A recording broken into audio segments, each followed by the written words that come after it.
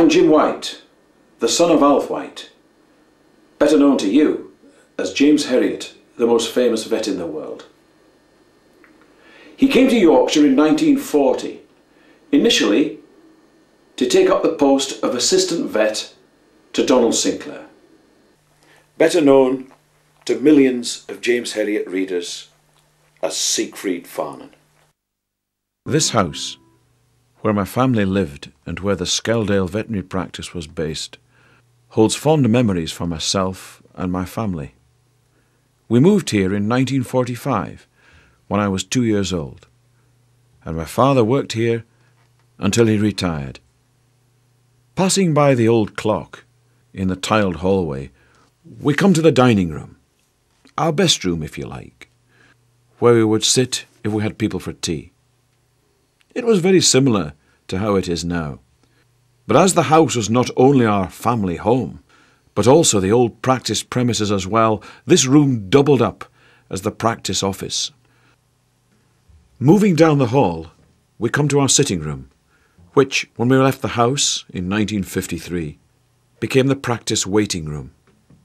This is the original fireplace, and on the mantelpiece is the well-known pint pot with 10 bob notes from the petty cash stuffed into it. Although these are the original French windows, there is one big difference from the days when I was living here as a boy.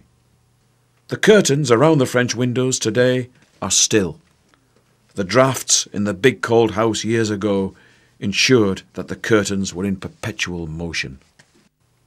In the dispensary, you can see a large number of bottles, and it was here that the vets made up their own medicines. These were the days before antibiotics, antibacterial and anti-inflammatory drugs, and the vets had their own secret recipes. This area was basically where X-ray equipment and anaesthetic machines were kept. This was called the breakfast room. It had a fire and provided one of the few warm areas in the house. It was here where we ate most of our meals, and in later years was converted to another consulting room. At the end of the corridor was the kitchen. I remember well my mother and grandmother cooking and cleaning here. This room used to be a little outside yard where we used to carry out post-mortems. There was an outdoor toilet, which was a relic of the old days, and a place where we used to keep the gardening implements.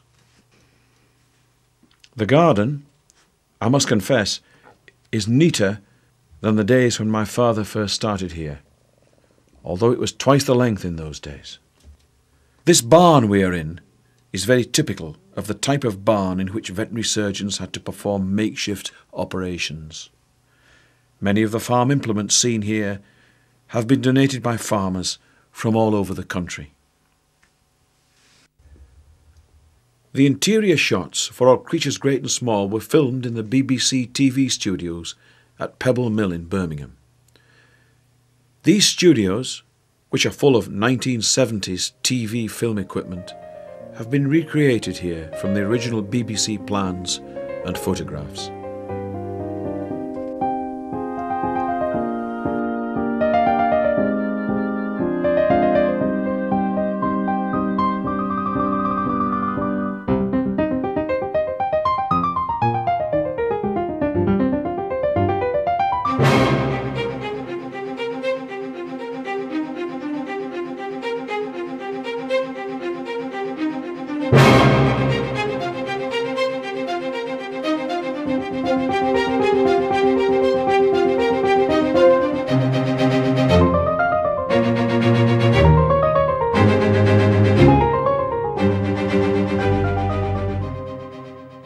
We now move upstairs and into what has been developed into the Children's Interactive Gallery, and it has won many awards.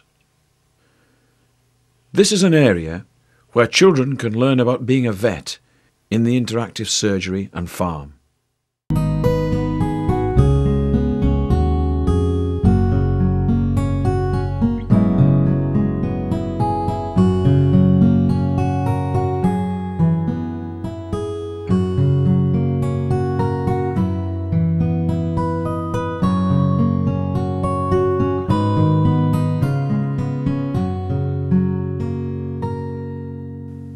Leaving the children's interactive gallery, we come to the rooms that were our bedrooms when we lived in the house. These rooms now house an array of tortuous-looking instruments. Looking at all these instruments, it is not hard to appreciate the strides that the veterinary profession has made since the days of the young James Herriot.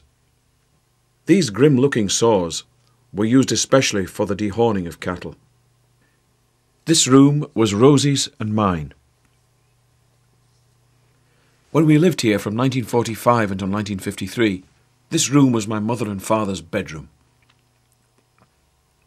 These are animal gags, used for holding open the mouths of horses and cattle, enabling one to examine the back of the throat.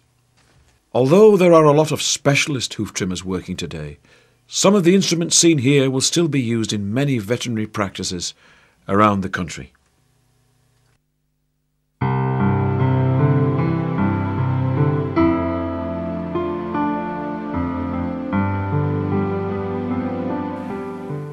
We hope you've enjoyed your visit to the world of James Herriot.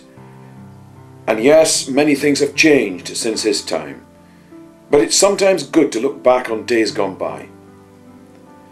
It gives us the opportunity to reflect on a way of life that was often harder and more difficult, but yet sometimes more tranquil than the life we have today.